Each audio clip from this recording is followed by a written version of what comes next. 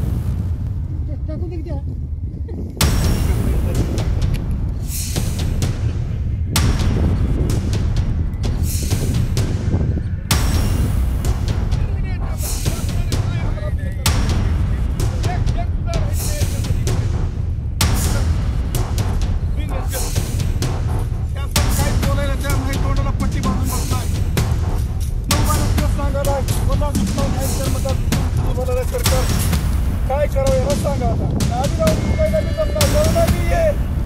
काय करावं तुम्ही सांगा, शासन मायबाप कोण करावं? गंगाराम पावणे, राहणार शेळगाव गौरी, तालुका नायगाव, जिल्हा नांदेड। आमच्या शेताची अशी अवस्था झाली। 2-3 वेळेस पूर येऊन पूर्ण खरडून गेले। वावरामध्ये रेती येऊन बसली। आम्ही काय खायचं, काय कसं राहायचं, काय नाही ते शासनानं बघावं। काही शेतीतलं काढावं, काही लेकरं बाळाला शिक्षण शिकवावं, काय करायचं शासनानं निर्णय घेऊन हेक्टरी आम्हाला 50,000 अनुदान द्यावं आणि आमची कर्जमाफी करून टाकून द्यावं। एवढं गेल्या परिवी एवढं करून बी काही पुढचं सुद्धा पीक याची गॅरंटी नाही। शासनानं एवढी काळजी करून विमा आम्हाला पदरात टाकावं एवढी आमची कळकळीची विनंती शासनाला। एवढं गेलं तरी शासनाला काही जाग येत नाही। शासन झोपीतच आहे। आता आम्हाला एकच पर्याय राहिले की आत्महत्या केल्या बगैर पर्याय नाही। या जगण्यामध्ये बी काही जीवन ठेवण्यात बी काही अर्थ नाही। शासनानं आम्हाला तात्काळ मदत केलीच पाहिजे, तर आम्ही जगणारी पक्की, नाहीतर जगणार नाही। आमच्या गावची कमीत कमी 900 एकर जमीन खरडून गेली। आता पुढे काय करावं, कसं करावं याचा बघा, विचार करा। मायबापा सरकारनं विचार केला तर ठीक आहे, नसता कुठे जाऊ आम्ही? आमची न्याय कुठे आहे की नाही? ओ बाबू कुठे जाऊ रे न्यान्या? साहेब आमची विनंती राहील, बरी सरकारला नकर काय करायचं थोडं करावं न द्या आमच्यावर। हेक्टरी 50,000 देतं, काय ते बी काही होईना, वाहून गेलं पूर्ण। पण काहीतरी दया माया होते। कुठं 8,000 दिल्यानं काय होणार आहे? आम्हाला काय पुरणार आहे? बियाला गेली 8,000 खताला आणि बियाला त्याला। करावं काय? शेतकरी जमीन काय पीक यासारखं नाही, काही नाही, चेक वाहून गेलं।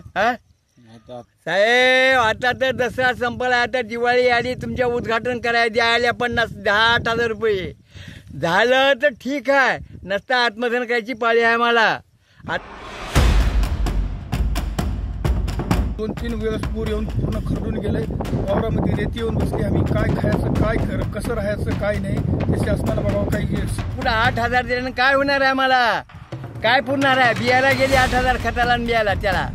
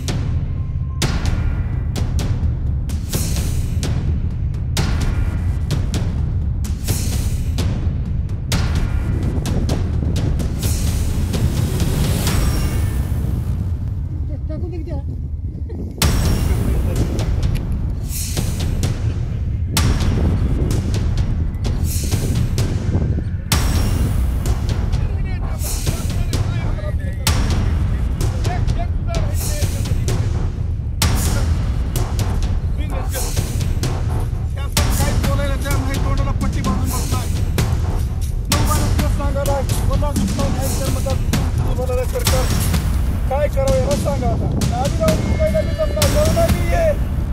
काय करावं तुम्ही सांगा, शासन मायबाप कोण करावं?